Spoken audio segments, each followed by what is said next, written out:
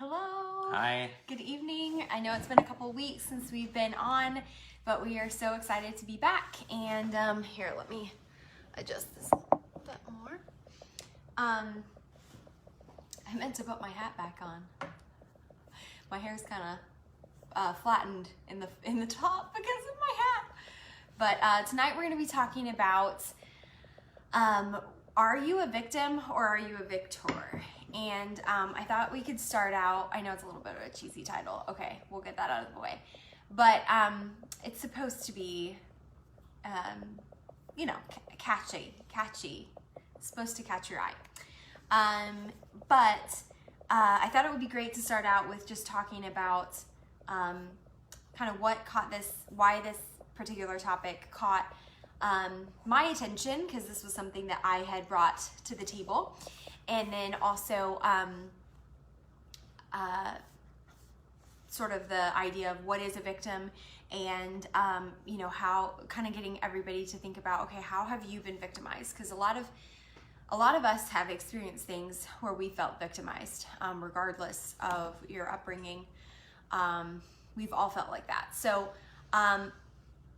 my parents were here last week, and it was really great to have them here. And something that I was thinking about was, and something that I had talked with them a lot about is, just how our culture perpetuates this idea of, everybody's a victim and they need to stay that way. And it's sort of the popular thing to be is a victim. And so I was thinking we could just get clear on that. What is a victim, and why, kind of what makes somebody a victim? Maybe you could speak to your thoughts on that. Well, I think there's kind of differences in terminology that are important, that we make sure we're talking about the right things. Like, I think there's a difference between being a victim and having a victim mindset. Yeah. So a lot of us are, you're victims in different situations. Like you mentioned, our upbringing, whatever it might be in our day-to-day lives, things happen to us that we can't discount. Those are realities that occur. Let's just take a scenario of you're in a car wreck, somebody runs into you, you're a victim of that car accident if it wasn't your fault, right? So this event happened to you, wardrobe change. So that you were a victim of that. Yeah. Now that's okay, you're a victim. Okay. But the difference then is, what do you do with that information?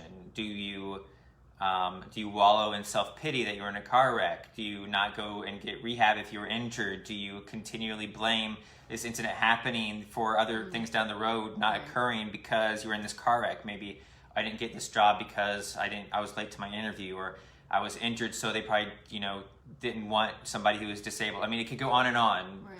So we want to be sure that we are clear that we're not discounting bad things happening to us. Yes. It's then, what do we do with that information? Mm-hmm. Do we let it ruin and color how we see other things happening, or do we take that and accept it and then make the most of the situation? Right. Yeah, and we're not saying that bad things don't happen, of course, but yeah, it's how you approach it. It's your mentality, and it's your moving forward. And so I think it's important too that if you want to, like we are trying to do, we haven't perfected this, but get rid of that victim mindset, to kick it to the curb, and be countercultural, then I think it's important that we get clear on, what have I been victimized about in my life? What bad things have happened to me? And get clear on that. Maybe journal it out. Maybe talk about it with somebody who you feel is safe in your life to be able to talk about those things. I think doing something like that to kind of process. But I'm reading this book right now called Claim Your Power. And yes, my bookmark is a tissue because I've been too lazy to go and get another one. I have a whole collection, just haven't gotten one out. But I'm only at the beginning, but he talks so much about being a victim, and he talks about our past traumas, and being a victim is part of our past traumas, but they can speak so heavily to our then what part of the story. And so that's kind of where I wanted to go with this next part of things, because one thing that I've been thinking about, just kind of again comparing to what our culture says versus what we're trying to be about, is our culture says you're a victim, you can't do for yourself, you can't, you need the government to take care of you, you need other people to take care of you, you need other people to tell you what to do and things like that. And when in reality, we are very capable of, thinking for ourselves and doing for ourselves.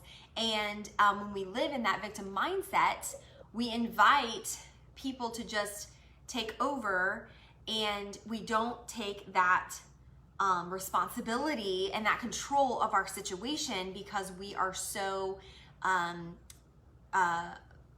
in that place of allowing everybody around us to control things instead of taking control of what we know we can't control. And I think about so many people that we look up to. It doesn't matter. Some biblical people, and somebody in the biblical times, somebody more recently. Why do we look up to them? We don't look up to them usually because they had this super easy, posh life. We look up to them because they had something that happened to them that was usually horrible, that was really tough, and they did something about it. They didn't just sit there in that place, kind of, for the lack of a better word, sitting in your poop kind of thing and being like, oh no, I can't do for myself. They went forward and focused on, now what can I do based on what has happened to me? Do you have any thoughts about that? Or I mean, not necessarily. Okay. Then why do you think people choose to be a victim? Why do people choose to stay in a victim mindset? I think it goes back to what I was just saying, that people feel comfortable. It's uncomfortable to go out and, like, let's say that you get laid off because of COVID, let's say. And I was a victim of COVID, okay? Or the government shutdown or whatever. I'm not saying that that's not real. It is real. Many thousands of people, or probably more, experienced that. That was a real thing. But are you going to go, oh no, there's nothing I can do? Or feel sorry for yourself, or be like, oh yeah, man, go to your buddies that, or your friends that feel the same way or dealing with the same things, and being like, yeah, let's just commiserate and we'll just live it up on unemployment for a while. Or are you going to say, you know what? I'm going to make the most of the situation. I hated what I was doing before, and now I'm going to actually work really hard to develop some skills, or look up stuff online, or start a business, or find a job that I can work from my home, and hustle and grind in that way, instead of going and maybe pivot careers or whatever for the time being, or work on some really good projects, or lean into time with my family, or whatever it is.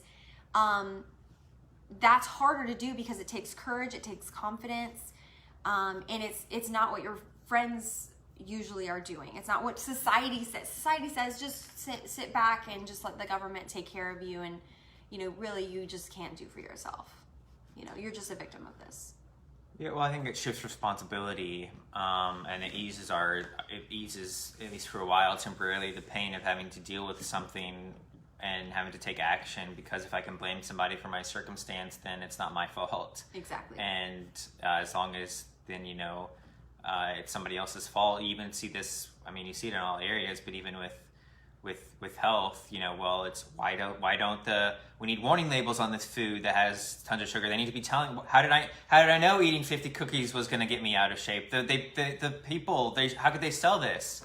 And how could they have Big Macs at Burger King or at McDonald's? How could they sell those instead of taking accountability and saying, I choose what I put in my body, whether it's good or bad, and I'm going to live with those consequences. And there's, again, we want to be able to blame somebody for our shortcomings. Yeah. And it takes us off the hook. It alleviates that burden for a while, but I think deep down we always know that, I'm blaming somebody for something and I should have taken action. and you're never really going to be happy in that mindset. Even if you do get some handouts, even if people do coddle you and say, oh, it's okay, it's not your fault, it's okay, like eventually, and deep down you know the truth, that you are blaming and that you're not doing all that you can to make the best of the situation. Right. No, I think that's so true. And I think something that you hit on there was so good is that a lot of the time when we experience happiness or joy, that is, or fulfillment maybe even is a better way of saying that, in our lives, it's often because we took a risk. We did something outside of our comfort zone. We had courage to step out and do something different. And but it's doing that something different that holds us back a lot of the time, because it's fear of the unknown, right? And like you said, we will stay stuck, and we'll stay in a bad job, or we'll stay in a bad relationship, or we'll stay in a bad whatever it is situation, because it's easier than dealing with the change, the scariness of, okay, I'm gonna go and step out and look for a different job, or shift careers, or you know, I don't know, try to, you know, do something that most people on my street aren't doing, you know. I think that is often, what holds us back. I think too, it's something that was talked about this morning at our at church this morning. The preacher pointed out that basically he was taking a passage from Proverbs 31, verse 25, which talks about the Proverbs 31 woman, of course, and somebody to look for her son to look for in a wife. And basically one version says like something to the effect of, she smiles at the future. And so the preacher was pointing out that that's more difficult to do, because a lot of the time we can look back at the past and it's almost like we already know how that ended, you know? Like we already know, either we're sad about it, or we're happy about it, or whatever it is. We can look back at the past, and it's easier to look back at the good times or whatever it was and smile at those, but it's harder to smile at the future because there's so much unknown sometimes. And so I thought that was really interesting, especially, you know, in light of this past year and it being so difficult. But, you know, I think it's important to think about your own life and think, okay, in what ways am I just looking at the past and going, you know, things were so good then, or whatever it is, instead of focusing on the future. I think a victim mindset sticks very much to the past and says, this happened to me, this happened to me, this happened to me. It keeps going back and going back, instead of focusing on now what, then what. Because every single person I can think of that, you know, I look up to, they were an underdog. It was a sports team. It was a political leader. It was, you know, somebody that was an outcast, or whatever it was that I look up to, a business leader or an entrepreneur or whatever. They had setbacks. Often they have real rough setbacks. Maybe they have cancer. In fact, if you've ever heard of this book called The Miracle Morning, the guy who wrote that, and there's tons of spinoffs of that now that he's helped to, I think, co-write. He has this incredible Facebook group that he helps to run and all these things. And I was looking at something that he posted, and it amazes me that he is still going, he's still working, he's still building, and he's been battling cancer, I think off and on or something. It's just, his story is amazing. But again, it's because of that. It's not, you know, he didn't just sit around, you know, it was because of this cancer that helps to motivate him. It gives him a then what reason. But he could just sit there and go, you know, I've been battling cancer, it's really rough, there's nothing really left for me, I just need to sit here and die, or I just need to sit here and just, I don't know. But he uses this as an opportunity, as a moment of pivoting to go, how can I serve other people even though I'm battling my own battles? Because often when you're in that victim mindset and you're feeling sorry for yourself, the best place you can go is to service mode, to helping to serve other people. So what ways do you think we can identify, sorry, were you going to say something? Yeah, I was just going to say, I think, just to take off what you said, there's a saying, your mess can become your message. And a lot of just what you're going, a lot of times the stimulus or the trigger point for these people's success that we look up to was that hardship, was that instance where they were a victim, but they flipped the script and turned it into something. And a lot of us are either afraid of that incident, or it's so painful, or we just want to ignore it or be a victim in it, that we are losing an opportunity to tap into that power in that opportunity, that hardship, to turn that into a message, to turn that into something that's going to not only inspire us forward, but other people. But a lot of times, because it's maybe dirty, ugly, painful, we want to hide that in the corner and leave that in the dark. And I understand that. But if we can, again, have courage to step into that and let the mess be our message, there's a lot of opportunity there that we might be missing out on. Yeah, I was talking to somebody the other day, and they were the victim of something that was horrendous. And they were telling me that for a long time they felt super like ashamed and burdened by this thing in a way that they like didn't want to talk about it with anybody, and they were really just feeling so much shame. Shame is such a powerful thing around this thing. And now they've grown to the point where they're feeling more of a victor surrounding this thing. They're feeling more like, you know what, I survived that. I survived that thing, and I'm keeping going, and I'm not letting it stop me. I'm not letting it hold me back. I haven't let it keep me from accomplishing good things in my life.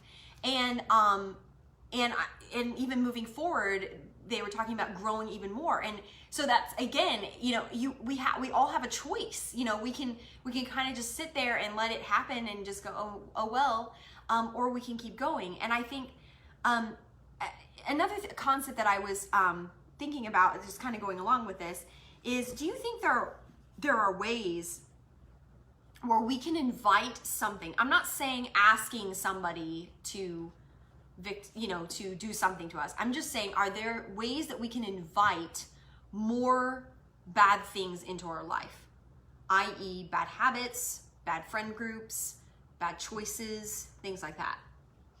Are you saying you don't want these to happen, or you want them to happen so that you don't want these things to continue to happen to you, but they keep happening to you?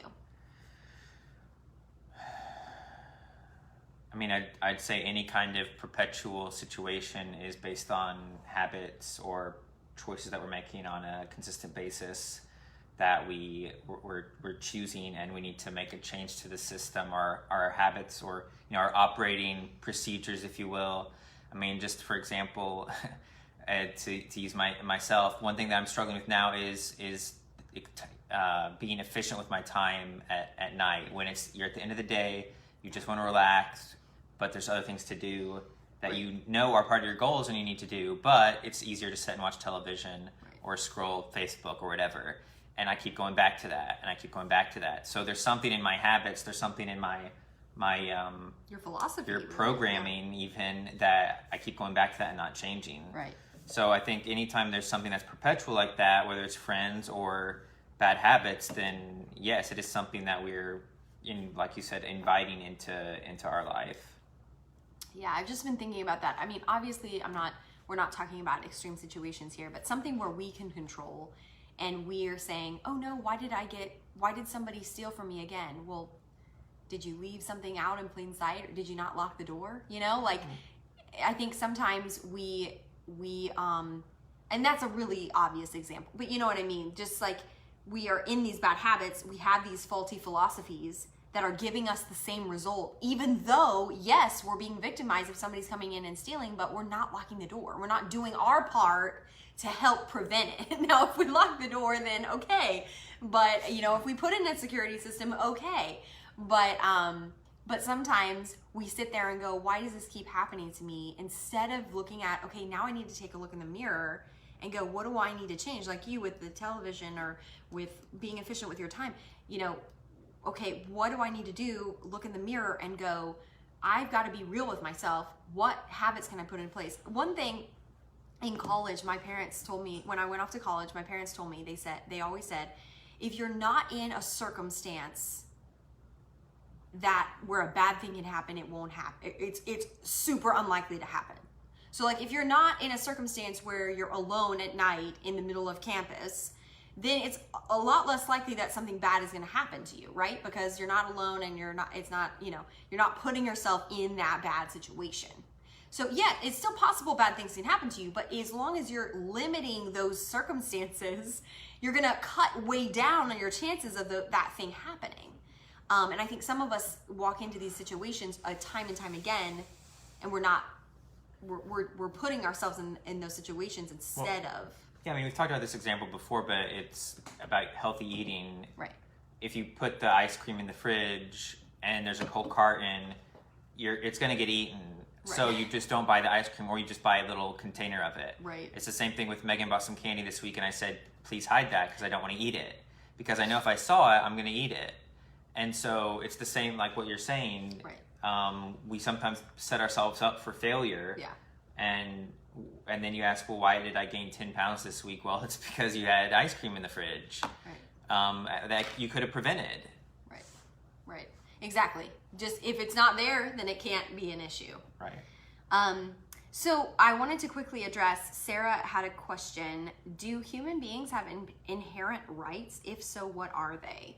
I feel like that's a very loaded question. Thank you, Sarah. Not a softball at all. No, Sarah always asks really good questions.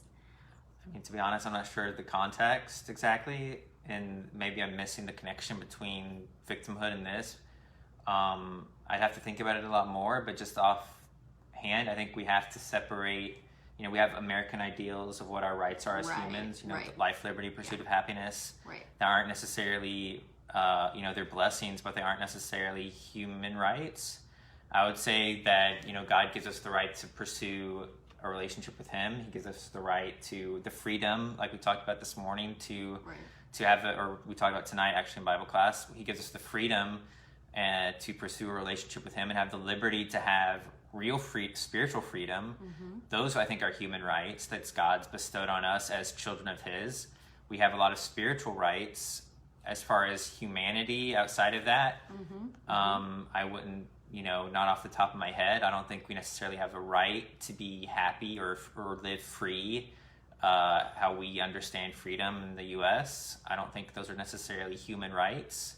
I think anything that's more humankind would relate to more the rights that God gives us as His children. Yeah, I feel like it's hard to answer this question without having my Americanness come out. Because literally we call exactly what you were talking about human rights. So that's where I guess that's where I might differ with you on that. Because I do personally, I feel like, wow, we're going down a rabbit hole here, but I feel like my own personal belief is that we do have, sorry, she's commenting again, so we're looking at that. We do have the right to be free, not only spiritually, and to voice our opinions and to have equality.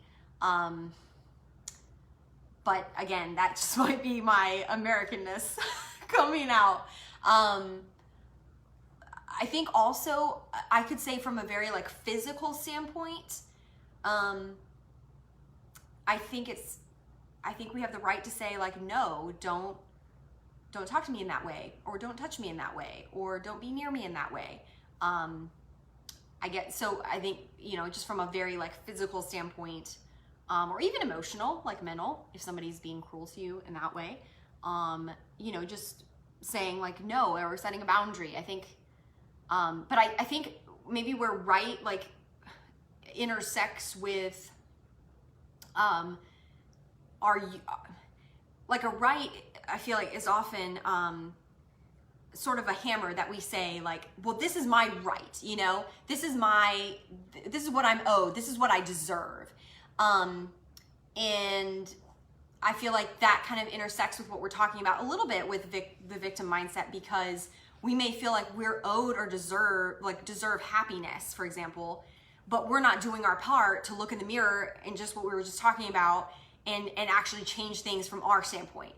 Because it's, even if you had the most cushy life ever and you were walking around, you could still technically find things like, oh, like they're not being whatever to me, or they didn't say hi to me. Well, did you say hi to them? Did you even smile? Did you even make eye contact? Like, you know, there could be a lot of things that we could just interpret our entire lives as something horrible that's happening to us. So again, it's kind of like you get in your head. So again, we have to take responsibility from that standpoint, and stand up for ourselves and do the uncomfortable thing here and say, I'm not a victim of my circumstances. I am going to stand up for myself. I am going to set boundaries. I am going to do what I can to take responsibility for this circumstance, no matter how hard it is, that sort of thing. I don't know if that makes sense, but. I mean, I think, yeah, I think we can leave it at that. At that, okay. But I think that, yeah, Sarah's next question is about how do you, what do you say to someone who claims that you're victim blaming? You know, I guess what immediately comes to mind is somebody who you've probably heard a situation where maybe somebody was raped and they say, well, she was dressed in such and such a way, so she was kind of asking for it. I'm guessing that's kind of the situation. Right. That's it. To me, that's how I interpret that. So, yeah. I mean, for me, I mean, there's never an excuse for wrongdoing. Correct.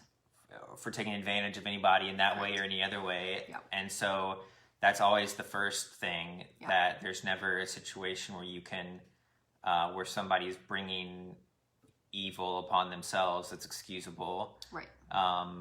But I think it goes back to, if you are the person that's being victimized, you have to take responsibility for your environment, like you mentioned, and that's the easiest thing to control. Right. What am I doing that is going to invite, potentially, Right. Exactly. people to act adversely against me? Whether that's, Right. you know, even when you go to another country, they say you don't be wearing a diamond necklace and a Rolex watch. Right. There's nothing inherently wrong with that, No, but you're inviting people to, hey, that person, they're obviously a foreigner, they don't look like us, so, and they're wearing jewelry, I'm a target. Yeah. So now then if somebody robs me, is that my fault? No, but I put myself in a bad situation. Right, exactly. And so we have to be accountable for the situations we put ourselves in. Exactly. Again, that doesn't excuse any wrongdoing. Right. But if you put yourself in a compromised situation, you have to be able to acknowledge that. I couldn't agree more. Really interesting book. Sarah or anyone else who's watching, also very rough read. I'll just give you that. It's very heavy. A lot of sexual cases talked about in this particular book, but it's called Talking to Strangers by Malcolm Gladwell. And I think it's his newest book. I could be wrong. Yeah, okay. It's very interesting, especially the audio version, because they have actual, you can hear the people's voices that were interviewed for these different cases. You can hear their actual recordings, a lot of them, like interviews, things like that. And then there's even like a theme song, which is kind of interesting too. But it's really interesting because he's talking about like two sides to a case. So he actually has like at least one case, maybe two, where like a girl, she is drunk at a party, and a guy ends up sexually assaulting her. And it's just very interesting because he shows like her side, he shows his side. And I'm not excusing the behavior. He's just trying to show like a balanced view of where things are. And his whole point with the book kind of is, at least from what I got from it, was kind of like our assuming good of other people and kind of how we justify certain behaviors, and how that like whole, I guess you could almost say like normalization of certain things, or almost like a sociological study, which it is very interesting. But again, yeah, there's never an excuse for somebody to do something bad to somebody else, obviously. That's not what we're saying. But I think exactly what you said, I couldn't have said it better. Just what situations are you putting yourself in, and how is that affecting you?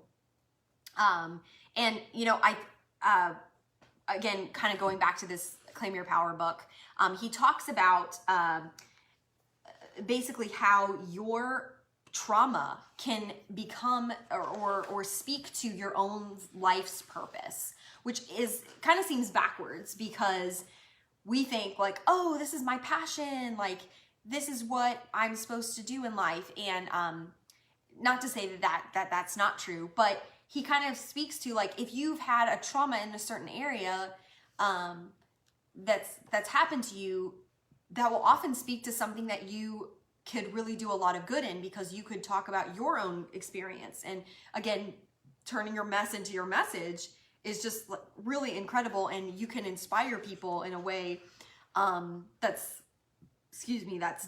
just really amazing and bring some purpose to your life. And I know we've talked about that a lot. But one of the things I also thought that was really interesting that he was talking about is often we don't want to deal with the traumas or the ways that we've been victimized in the past because it's painful or because it's like negative emotions. But often when we lean into those, and like I said, like maybe journal it out or talk it out or whatever you need to do to kind of help process some of that, that it actually gives us more of a purpose. And basically, it sometimes when we're not working through those negative emotions, it contributes to us feeling stuck. And so he says, you'll find that one of the most important acts of courage you must take to get unstuck is to fully feel the negative emotions you've been avoiding for most of your life. Feeling your negative feelings and learning the lesson they carry is the name of the game. And, you know, I thought that was really powerful. I think